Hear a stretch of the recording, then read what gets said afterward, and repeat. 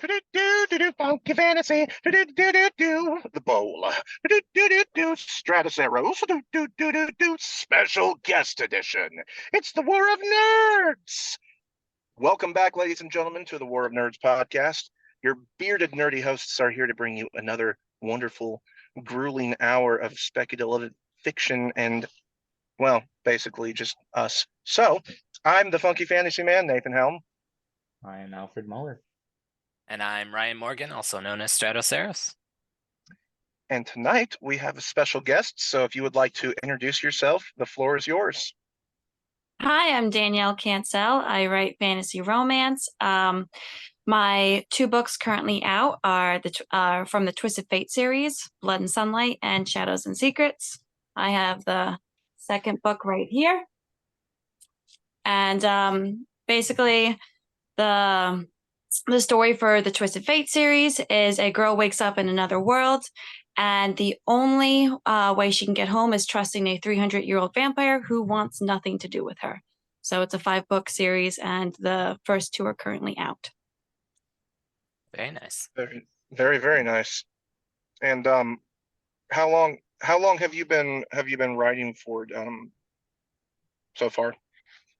So I started writing in college probably about 10 years ago, but I didn't really consider publishing it until 2 years ago. And then I started, getting it edited and looking for an illustrator to do the cover. So on and off for 10 years, I guess. That's awesome. Yeah, that sounds like a lot of us. And Danielle, did you go indie or are you traditionally published? Indie. Mm-hmm. I hear that with a lot of indies, myself included, being like, well, I was writing for a while and I didn't think I could publish it. And then you finally you're cracked down and you're like, wow, I could actually do this. This is pretty awesome. Yeah, I mean, the only reason why I think I ended up publishing was it was just kind of sitting on my computer for years. And my sister is a really avid reader too. And one day she finished reading a book and she's like, I'm bored. I need another book. Let me just read yours. And then she was like, you got to publish this. So It's good to have that supportive group behind you there. yeah. 100%. It's funny. Now, I think in your dedication in book 1, isn't there something along the lines of you thanking your sister for pushing you to publish it? Yes. Yeah. And I told her I was going to do that. And she was like, everything you write from now on, I have to be the first one to ever read it. And I was like, okay, all right, I get it. Now, earlier in your life, we all have dreams and ambitions when we're little chillins, but we don't always think, some of us have different ideas of what we want to do in the future and what actually ends up happening. Did you always think you were going to be a writer? Was that something that was always since you were a little girl, or is that more of a, like you said, back in college type thing? It was definitely something I decided in college. I mean, I didn't really know what I wanted to do. My entire family is pretty much in the medical field, or they're, pretty much medical field or firefighters. So I was going to be a nurse, and then I realized in college I don't like blood. And that's probably something that you need to be able to handle if you're a nurse. So I decided I need to figure out something else to do. Absolutely. That's awesome. So you talked a little bit to us before that you write in the Romantasy, the romantic fantasy genre, but with the added element of vampires, do you feel like you cross over into some other genres as well? I definitely love adding paranormal creatures to all of my stories. I love paranormal creatures and Greek mythology and Norse mythology. So I try and kind of intertwine little pieces of my favorite stories or inspiration that I get. And I'm also really big on playing D&D. So creatures like that, I love adding into my writing. That's awesome. It's interesting. Dun, dun, dun, dun. Oh, hello. My microphone was up here the whole time. Could y'all actually hear me this whole time? Yeah, we still were able to. Okay, good. Yeah, interesting. The D&D, I'm just dun dun dun dun dun dun. We never actually finish a campaign, but we always start one and we get maybe 3/4 of the way through before it completely falls apart. But that sounds yeah. right. Adulting sucks. Yeah, pretty much. Like the D&D movie that came out, Danielle? Oh, I loved it. We watch it like several times over. I know they actually they have books for them, and I've been meaning to get them. And they have a cookbook. I really want to get to see what they did. My buddy has a cookbook. I forget exactly what the title is, but it's all D&D themed and it's pretty good. We've done like we call it Ultra Feast, where we'll like plan an entire day where we're like, all right, we're taking off of work, we're starting at like 10 o'clock in the morning and we're going till 8 or 9 o'clock at night, and we cook all day and we cook themed foods. So we've only done it like That 2 or 3 sounds times, but it's awesome. been pretty awesome. It is. Hmm. So with romantasy being like a very up and coming genre, is it Mhm. the love of D&D that you have that's kind of inspired you to take the fantasy route with romance, or was it just never a thought to go any other like traditional route or like a more modern route, or what was the reason to go romantic fantasy? I think I've always loved fantasy. I mean, growing up, I definitely watched a lot of fantasy movies. It's my preferred genre for reading in general.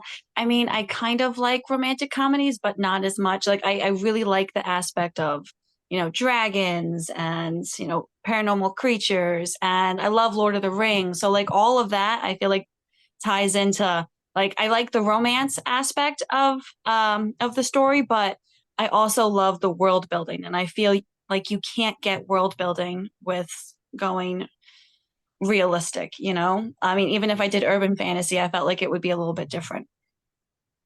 Yeah, absolutely. And having read your first book, I really appreciate the detail you put into the world building. Because I do enjoy a romantic subplot or a romantic plot in general, but Hmm. oftentimes I find that the world building or the story will fall flat for the romantic aspect to shine. But in your Hmm. first book, I didn't have that at all. I love the world building in general. It almost felt like well, it didn't feel like it. You seamlessly blended the romantic plot with the regular plot, and I really appreciated that.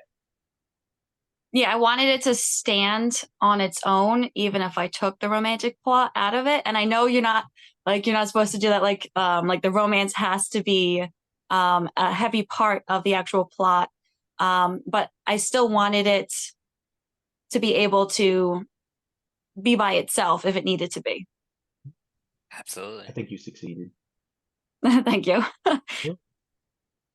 And when it comes to romantasy, you're actually the first real romantasy author that we've had on here. We had somebody else who wrote like romance, but more so fantasy. And since you're in the romantasy ballpark, do you feel like you enjoy the fantasy side of it more or the romance aspects of it more? And maybe Mhm. does it differ between your different books, or do you enjoy both aspects equally? I feel like I enjoy both of them, especially with the book that's coming out in a few months. It has a lot of magic to it because the main characters are witches, and I love the love story that I put into it.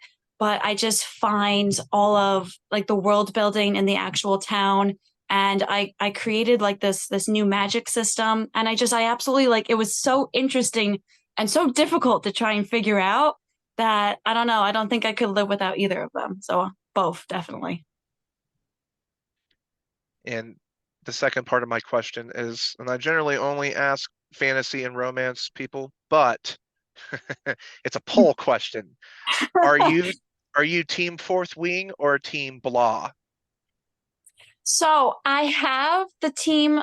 So I have Iron Flame and I have Fourth Wing, and I'm like staring at it now because it's on my bookshelf. But I have not time to read it at all. I haven't opened it because I've been working on editing and as I should have. So I've shifted coming out in June, and then I'm supposed to have the third book in the Twisted Fate series coming out in December. So I've been super busy trying to write those and get those ready. So I haven't opened up a book where I can get past 2 chapters. So not a lot of time. So I don't know. That's okay. That's a Get very back good to us. neutral answer. Yes. I wish I knew. I wanted to read them. So So Oh, go ahead, Ryan. You haven't I asked was yet. just gonna kind of play off of Alfred's question earlier, with his raving review about your world building. What's your process for creating your world, and how do you kind of intertwine it into the book? So I focus like when I'm creating a scene, I'm really big on banter and the actual dialogue between the characters, and then I kind of branch out from there. And it takes me a while. I definitely get a lot of inspiration when I listen to music. So if I have writer's block, I'll definitely just kind of like step away for a day or two. I have to do something else, get out of the house. But Pinterest really helps, looking at research on mythological creatures, and then just kind of like adding my own twist to it. Things that I've learned from books and mythology in the past, I kind of build from too. Yeah. So, with how you mentioned your banter with your characters, does more of your world building come out in your dialogue, or is it built into the story, like the paragraphs and what's going on as well? I definitely feel like so when I start thinking on the actual dialogue, I start seeing almost like a movie, and I end up doing the world building as they're talking because I have to set, like that whole scene up. So I definitely feel like the dialogue kind of sets that whole vibe and like builds it from there. Absolutely. Because like in the second book, for example, they are walking through they're just walking and they pass a cafe, and the dialogue actually leads me to like pointing out a dragon, and it's a specific type of dragon to that region, but it's almost like so domesticated that it's just considered like basically like a dog or a cat, and I wouldn't have gotten it if I didn't focus on the dialogue and just kind of like let it come through. That's Absolutely. awesome. It's kind of like That's when you awesome. hear when authors we talk about, oh well, my character surprised me, or it's just kind of like your fingers are doing the moving, but the characters are just going, and then they Yeah. lead you in that direction. And you're like, wait, where did that come from? I like it, but all right, I didn't see that coming. Yeah, it's like all right, the story wasn't supposed to go in that direction, but I guess we'll just go with it. Oh yeah. No, I told Alfred and Ryan like a week ago I was writing a scene and this newer character came in, and I told them, I'm like, guys, this guy's just kind of not nice. He's just kind of a jerk. Um, didn't expect it, but now I know because he opened his mouth. So it's fun. Yeah. And it's always So nice that it's very surprising. Absolutely. 100%. So you have three books, but if I'm not mistaken, one is kind of like a companion novel Hmm. to the main series. How did that come about, and did you always intend to write the story about those two characters? I never intended to write it at all, except for so November came and I was like, I'm gonna participate in NaNoWriMo. And I was like, but I have nothing to write. So what am I gonna write? And I just for like a whole week, it was November and I couldn't figure out what to write. And then I was driving in the car and I was like, let me do Sahara and Owen. And what would their story be? And then it blossomed into a whole book. And then I continued writing. I was like, this is too long for one book. It's going to be a duology. Awesome. That's awesome. And companion novels are nice too because it allows you, maybe you wanted to originally have it as like a prologue or something, but you run into that issue. Well, it can't be super long, and if it's this short, I don't get as much as I want out of it. So those Yeah. companion novels are nice to be able to fully explore that character's story to add to the grander scope of your universe. Mhm. And see, I And like those more than I like prequels because they, even though if I'm not mistaken, that takes place before the beginning of book one. Yeah. Yeah. So it's roughly maybe like 6 or 7 years. It's how Sahara and Owen meet. So it's like right maybe like 1 or 2 years in where Lael is at war and they end up running into each other. I won't give away too many spoilers, but you get a different aspect and a different magic system and just like a different part of the story because you're focusing too much on Jade and Soren in the Twisted Fate series. So you really get to see a whole new view of the world. Very That's cool. awesome. Now, when you were growing up, did you have any authors that you enjoyed reading more than others, or I should say, like, do you have a favorite author, or just a favorite genre? Favorite genre would just definitely have to be fantasy. I mean, when I got older, it turned into fantasy romance. I was really into Twilight in high school, but I'm sure everybody says that. Like when they're in high school, everyone read Twilight. But let's see. I mean, in college, I definitely loved reading all of the classics, but I had to because my major wasn't English. But I did enjoy them. Like I read Dracula, Frankenstein, Yeah. But probably my favorite book, I can't remember the name of it, but it was a middle grade book and it was about a witch and it was an urban fantasy and she could tell the future and she ended up seeing her best friend's death and she had to try and prevent that. So it was like a 4 or 5 book series and I loved that. And that like really kind of stuck me on just paranormal and fantasy type books. That sounds really cool.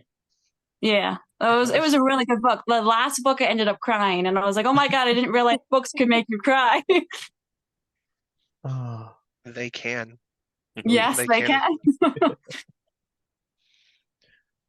So with your book, it's a slow burn romance. Slow burn, yes.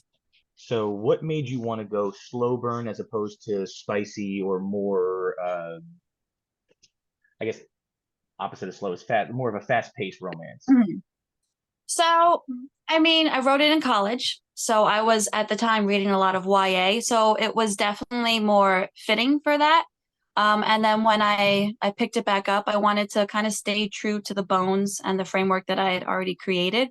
And that's honestly, I mean, it sounds crazy, but like that's how like it fit my characters. It would have been different if like I felt like I would have kind of been betraying my characters, I guess, because it just didn't fit their personalities that I'd already created.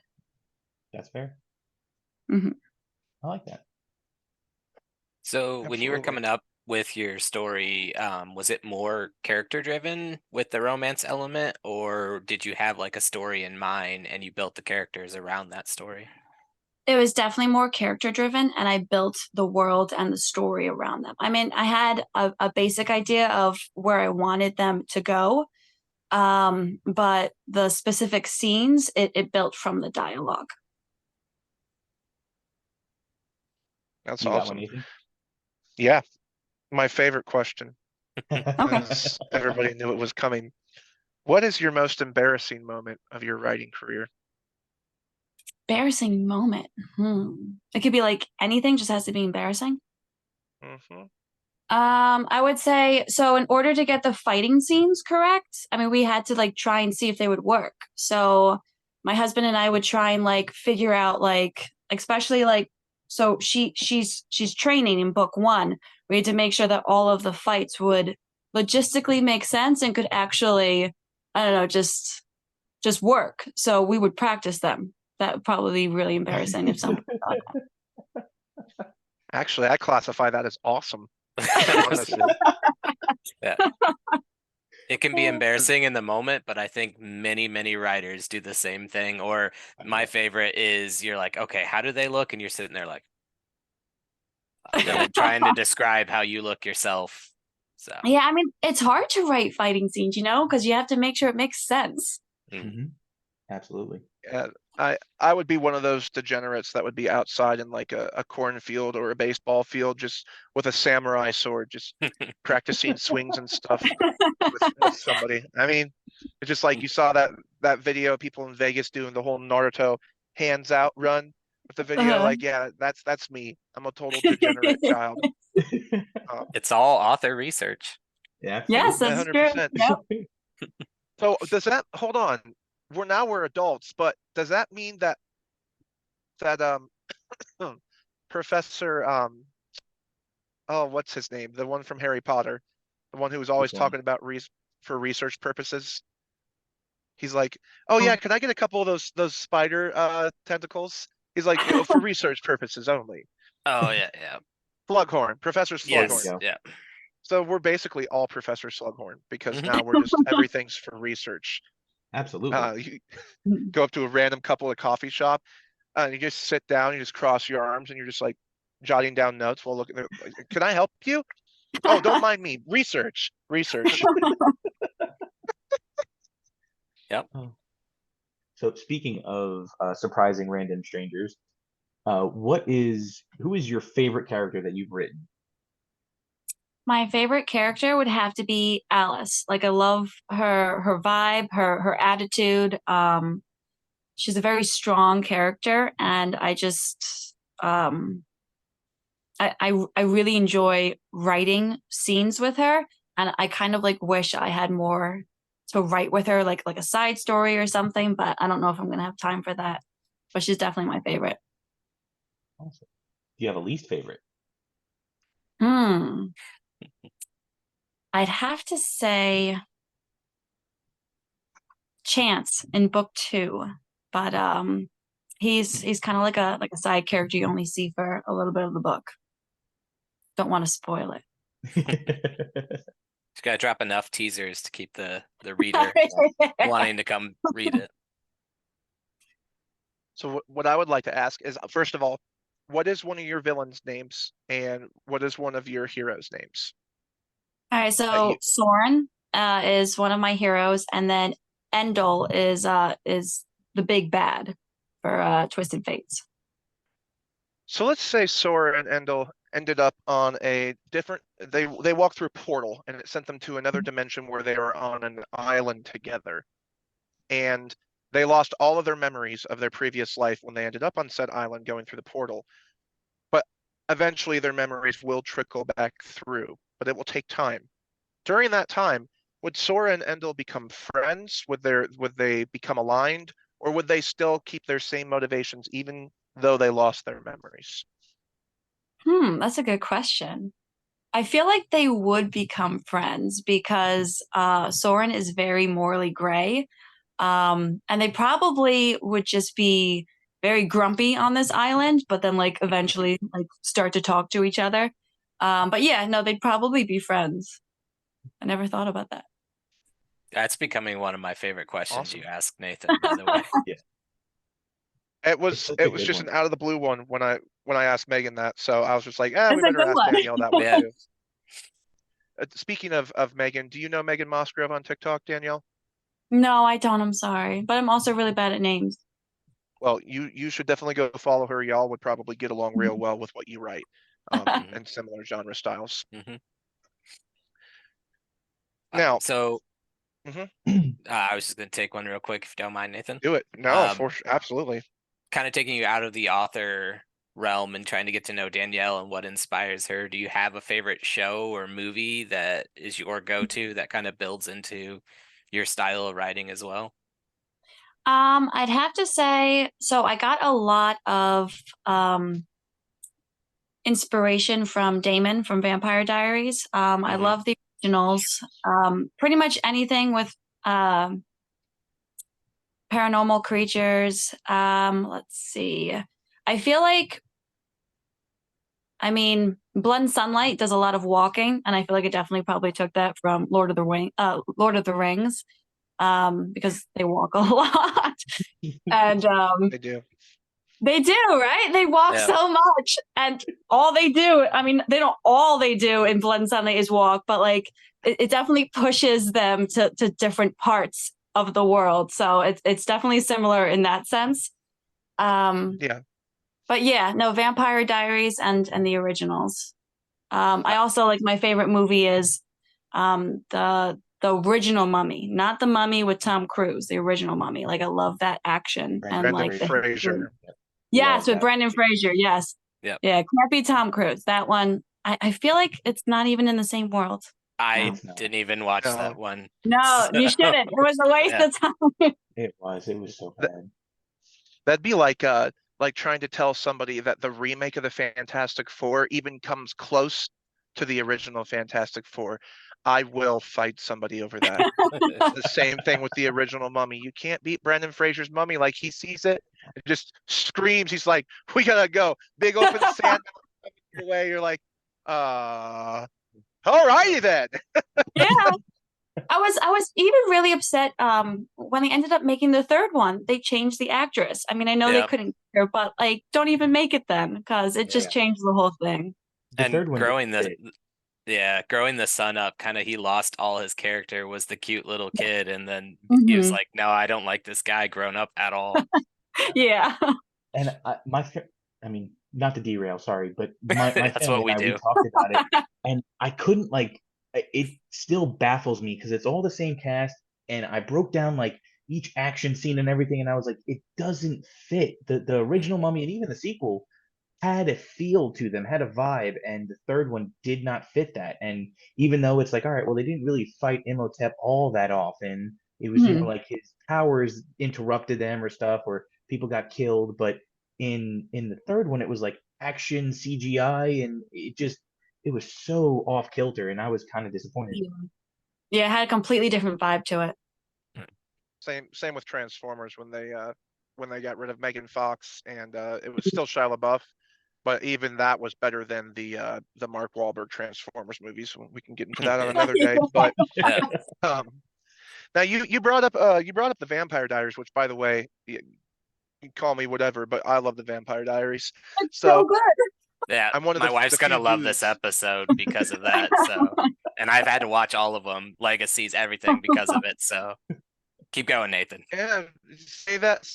Yeah, I will. Thank you. Like, here's the thing. I blew Alfred's minds into chunks the other day when I told him, like, Supernatural, Vampire Diaries. You notice that both main characters start with S and D, Stefan and Damon Salvatore and Sam and Dean Winchester. A lot of people forget that. Two of the most legendary shows have the two same main character initials. But why I'm bringing up the Vampire Diaries is, first of all, Uh-huh. Klaus. Just saying, best Klaus, character. yeah. Oh yeah. Like, I could do without the whiny high school drama, and then until Mhm. once Klaus comes in, I'm like, Damon, Klaus, and Rick. Those are my three favorite characters. So I want to know who's are yours. Damon, Elijah, and I love Elijah in the originals. So I feel like you don't really Yep. get to see him that much in Vampire Diaries, but they really develop him in the originals, and I absolutely love him in that. And if we're gonna, I mean, I know you said Vampire Diaries, but if we're gonna go No, to both are fine. originals, okay. Also, Marcel is also an amazing character. I feel like he has a lot Yeah. of depth, and you really get to like you have to learn about all of them, and you have to hear their story, and it really changes your point of view on them. 100%. That was the best part of the Vampire Diaries, was going back to showing the backstory of the originals, or really any of the backstories back to like the Civil War time period, and just seeing how everything started. That was my favorite. I did love when they always did the flashbacks for it and how it like all Yeah, intertwined. Yeah, that was always good. I liked absolutely. Damon in like the first couple of seasons where he was really like balancing on, is he evil or is he okay? Like where like the perfect morally gray character. Like that was my Oh yeah. favorite Damon. As he got more nice, I was like, oh come on, can't you just rip someone's throat out a Yeah, little bit, please? absolutely. Mhm. Now, going away from book stuff for a second, what I would like to know is your personal life. What are some hobbies and things that you enjoy doing when you are going away from the writing, maybe with your family or whatnot? So let's see. I have two German Shepherds, so we like to just kind of hang outside, have campfires when, it's not snowing outside. And just kind of play with I also have two young kids, so I hang out with my kids. We'll throw fetch with the dogs. Um, let's see. I'm really into like crafting stuff. So during COVID, I was really big on making like leather purses.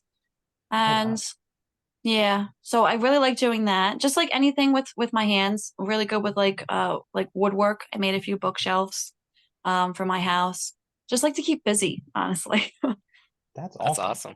Yeah. Yeah. Do you take any of those extracurriculars and kind of weave them into your book with stuff that you have knowledge about? Yes, because you have to like research all of like your hobbies and crafts, and I'm really good at baking too. So I like to always add food into my stories because I mean, who doesn't love food? Yes. Oh, we're gonna be best friends.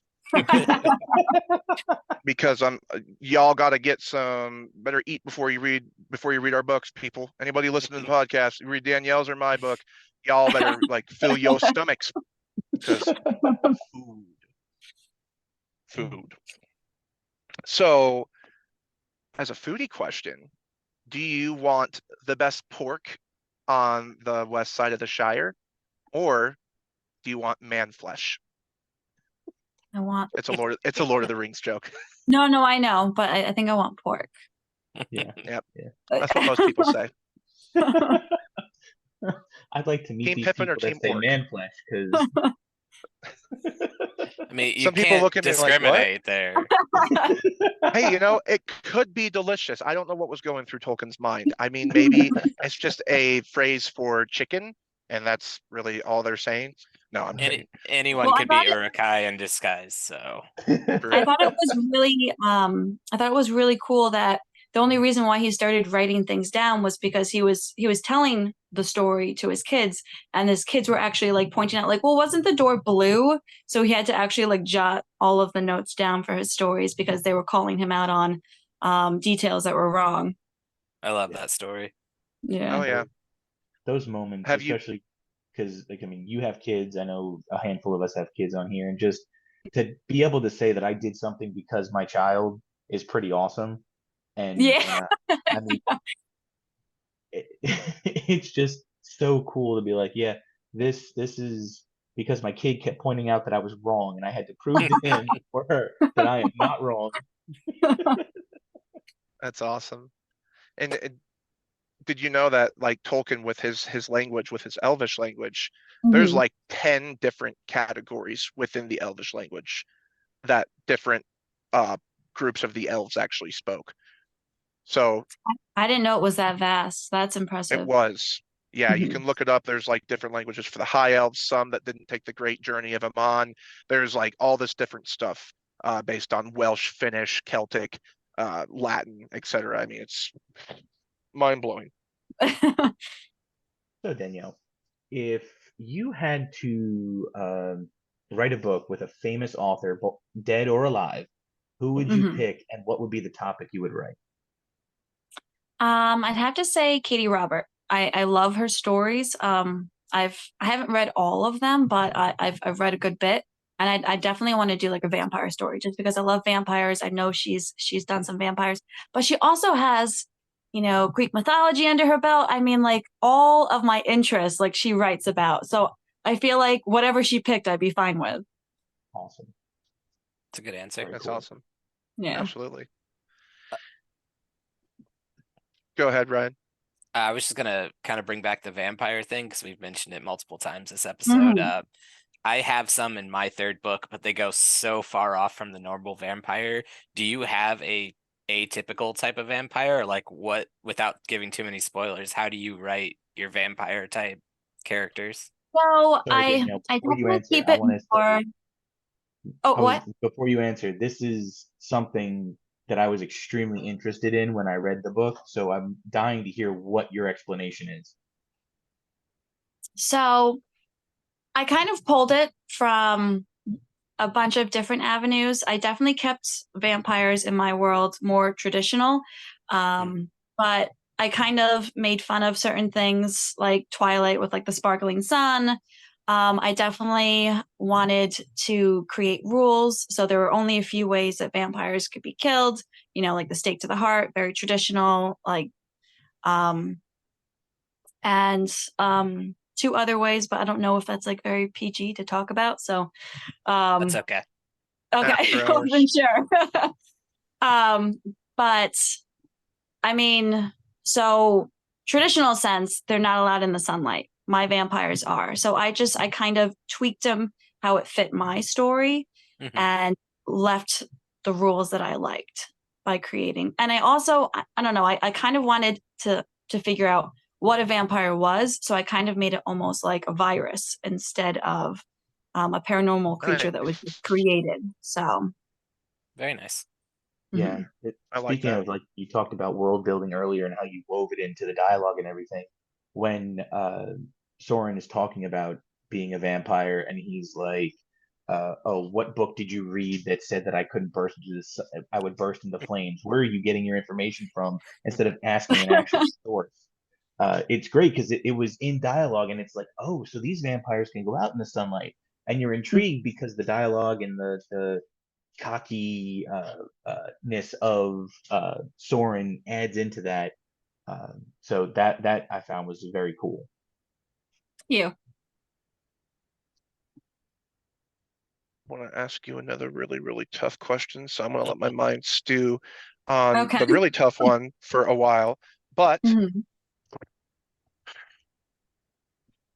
have you ever thought about writing something outside of your current genre, or trying to maybe kit bash a little bit with another project, or anything else that's in Danielle's book of ideas that might be coming? So I have about 10 other ideas that like I put in a Word document, and I have like some like I sprinkled in a few scenes, but there's no way I'm ever gonna have time to write them. So I mean, it's just like ideas that pop in your head when like you're driving, you're like, oh, that'd be a good idea for a book. Not all of them are fantasy romance. So some of them are realistic, which is surprising to me because I don't really like writing realistic. So I don't know if I'll ever get around to it. But I have had the ideas. And Nice. who knows, maybe one day those realistic will be able to bleed into some type of fantasy setting where you'd be like, you know what, that could work in this, so I'm going to do that. That's true. Yeah, that could work. Absolutely. Make it like Like an urban realistic supernatural sci-fi where you've got spaceships that shoot vampire torpedoes into mountains, and now you have mountains that are chasms full of bats that transfer viruses around, and you've got an entire species of sci-fi vampire bats that have You're giving away all your cybernetic good attachments. good Yeah, now this ideas is a here. book. Yeah, you got to write it now. I'm a truck Um, driver, so all I do is think all day. So I really want to write a book that has to do with angels and demons because I'm also a really, you mentioned supernatural earlier, and I love supernatural. I mean, I have a tattoo for supernatural, so I really want to write some type of book. I have like somewhat of an idea, but eventually, you know. Awesome.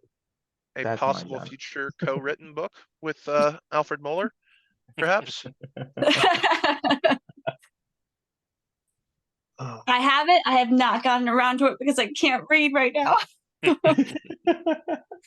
You have my But book? it is sitting on my shelf. I'm looking at it right now. I did not even know I that. got it Awesome. before you. I got it before you ended up dividing it into two separate books when it was like the cool. original. Yeah. Awesome. So, With, oh, sorry. Yeah. Go on, Nate. Oh, I was just going to ask, Danielle, in your books that you've written so far, and it can be non-published or already out, but what was the most challenging part of a book that you had to write, and why? I definitely have to say, so my books are taking place during a war setting. So to make sure that wounds were accurately described. So was it going to be a lethal wound? So I had to research it. Luckily, I have a sister who's a nurse, so I text her at all hours of the day, like, "Hey, could this end up like really injuring somebody that like they would go unconscious?" And it was really hard to figure out how to weave it in because in the second book, there's a lot more violence to the actual fight scenes. So I wanted to make sure that it was accurate. So I found that really challenging to make sure that it stayed true to human anatomy and how we get injured. That's So awesome. that brings me to a question. How much of your research is through like asking questions of professionals or family members, and how much of it is actually sitting on the computer and looking stuff up? Probably say like 75% on the computer, and then if I can't find it, I will bother her. So probably 25%. I mean, she works 12-hour shifts, so it takes a long time for her to get back to me. So like sometimes I'll text her and I'm like, let me see if I can find it on my own now. Absolutely. And if you ever do need any like real life experience when it comes to like fighting, like hand-to-hand combat, things like that, you can always feel free to message me. I was in the Marines, Yeah. so I'm a little bit more apt with stuff like that. And Thank you. I love talking with people about that Mhm. stuff. Ryan, did you have one, brother? Yeah, actually, we touched on your most embarrassing moment earlier, Mhm. but a lot of our authors that we brought on have had like a touching story, but like their proudest moment. Have you had something that's come out of your works or a reader that's gotten in contact with you? I would have to say probably my most touching moment was probably my first reader to contact me. When Blood and Sunlight first launched, I didn't really market it.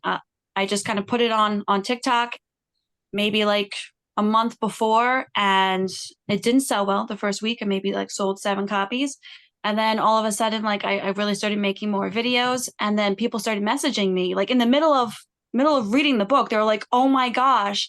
They're like, "Do you mind if I talk to you about this?" And I was like, "Absolutely not. It's completely okay." Like, and it was just really cool to see people's excitement about it because I didn't think anyone would ever be excited. So it was like really touching. Absolutely. That's a great awesome. answer. Amazing. Mhm. Which brings me to my question. Have you gone to or plan to go to any conferences or anything? I know you're up north, so there tends to be a bunch of them in Mhm. your area. So have you thought about that, or is that something you're interested in doing?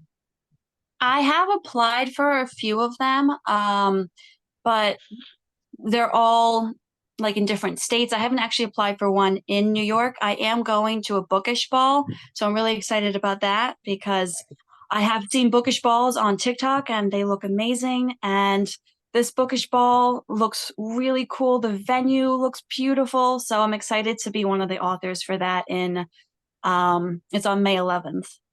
Oh, awesome. Heck yeah, that's outstanding. Mhm. We love conventions here. We really Yes, do. we do. It's great for those kind of moments where you get to talk to the readers, and I've had moments like that where they'll buy some of my short stories, and if it's a multi-day Mhm. convention, they'll go home or go to the hotel and they'll read it that night and come back and like talk to me about it. And I'm like, this is crazy. I don't get to interact with people like this, and to hear them come back and tell you that, that's just a great feeling, and it almost gives you that vindication, like what I'm doing something good. Yeah, that's always awesome. Like I really do love getting to talk to the readers, and I've done a few book signings just like locally in the area, and it's always fun, especially when someone's already read the book, to kind of talk to them and like get their ideas and like their theories on what's going to happen next. So I can totally get that. Absolutely. Now, if you could have your books turned into a movie or a TV show, would you want it to be live action or animated? And what would it look Hmm. like? I don't know. I feel like it's a hard question. I feel like you could. Is there like no budget? No Yeah. budget. No Whatever, budget. it's whatever you want. Dream opportunity. So, Okay, so live action, I definitely want it to have like Game of Thrones vibe. Like Ooh, that's how I'd want it to look if it was okay. no budget. yeah, Who would you hire to be the composer?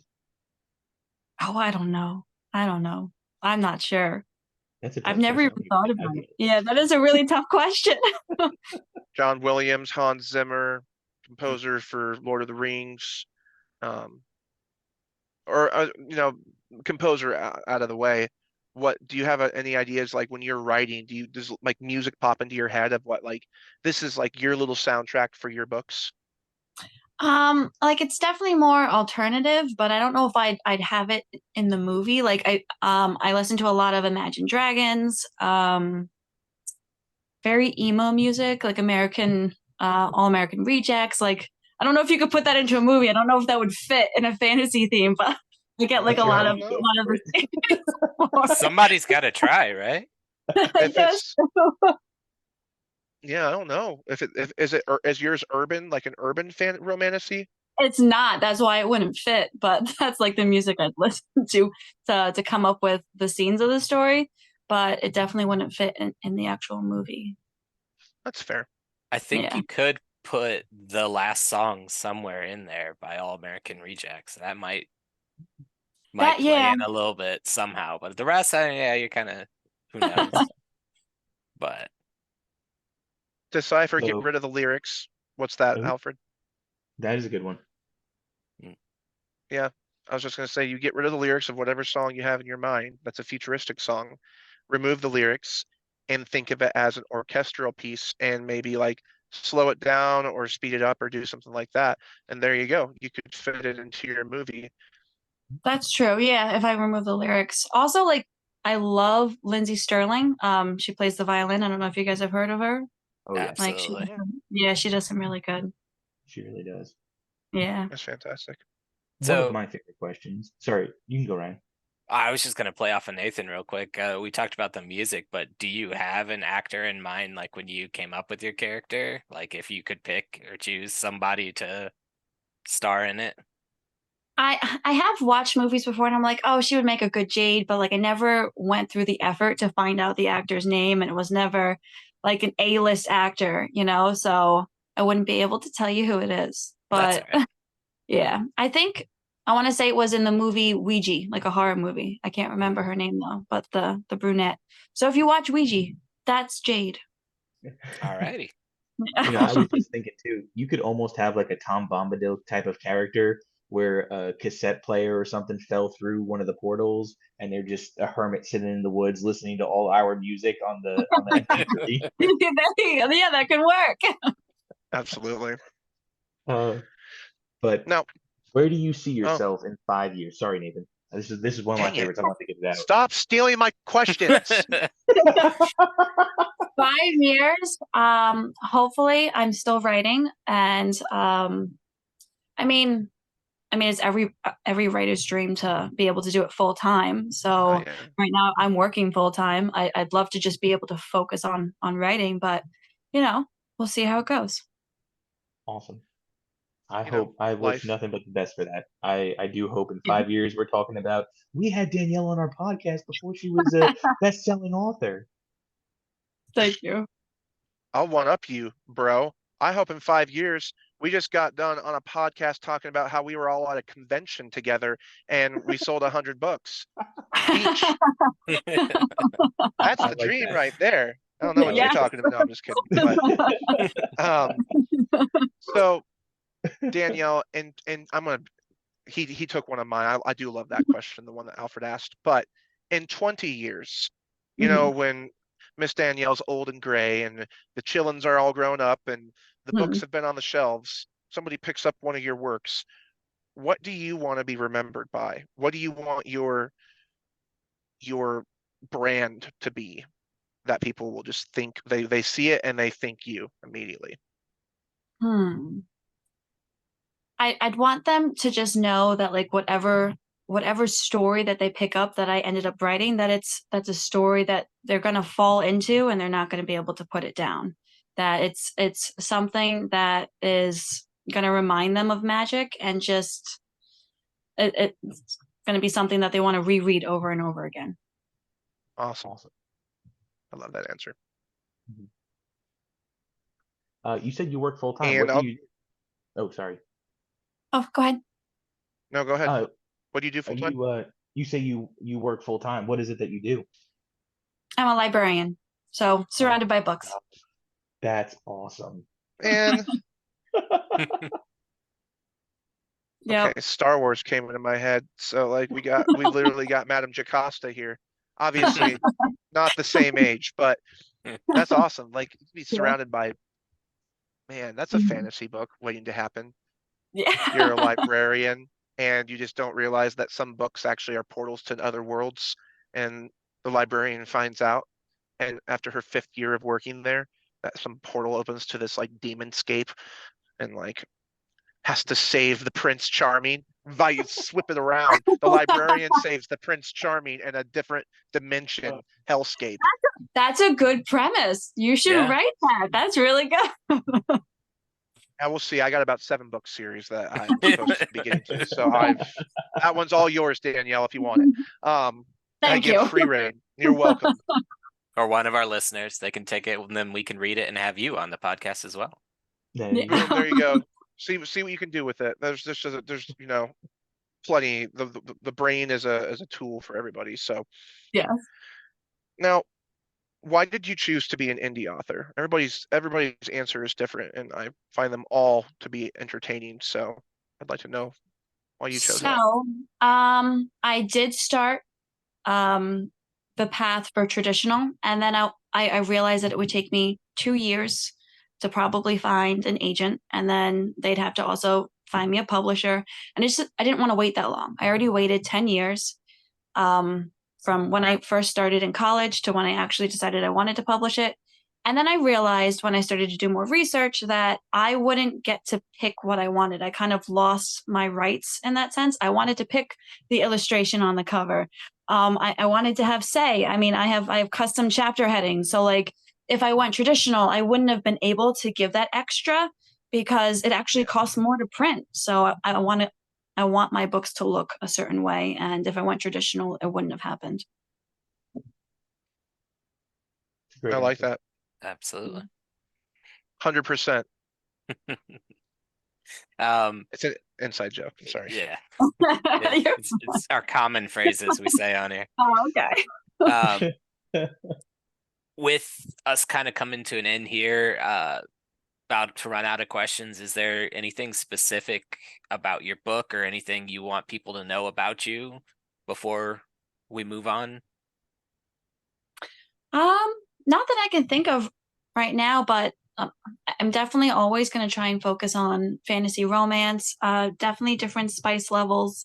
Obviously, the first book is a slow burn, but not all of my books are like that. But there's something for everybody at all different levels. Couldn't have said it better myself.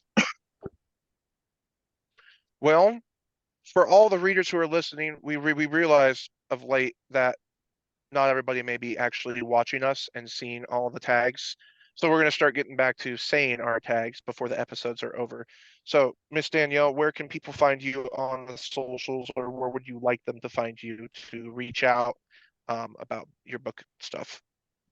So TikTok, it's DM Cancel, and you can just look up the hashtag Twisted Fate series, and I should definitely come up. Also, Instagram, Danielle Cancel writes, and again, if you do a hashtag Twisted Fate series, I will come right up.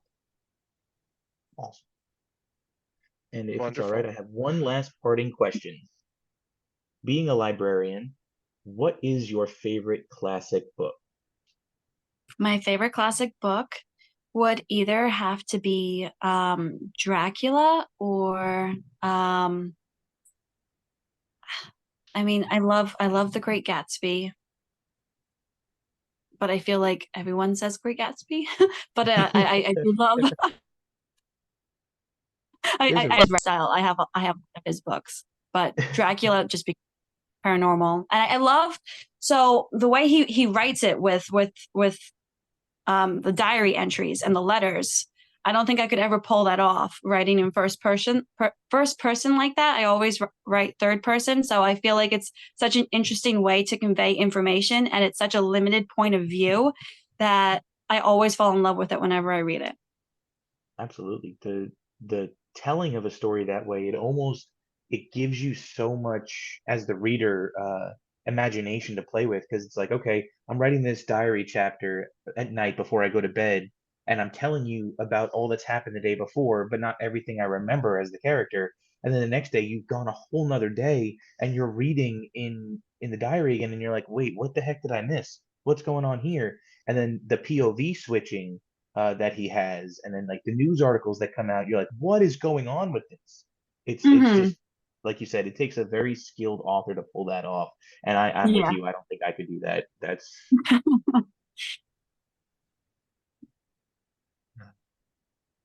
Well, I suppose that's a wrap. Everybody Thank go you home. so much. Admiral Akbar. For our listeners, thank you for joining us. You know where to find all of us on the socials. And until next time, your bearded nerdy hosts will be back very soon. Y'all have a great night.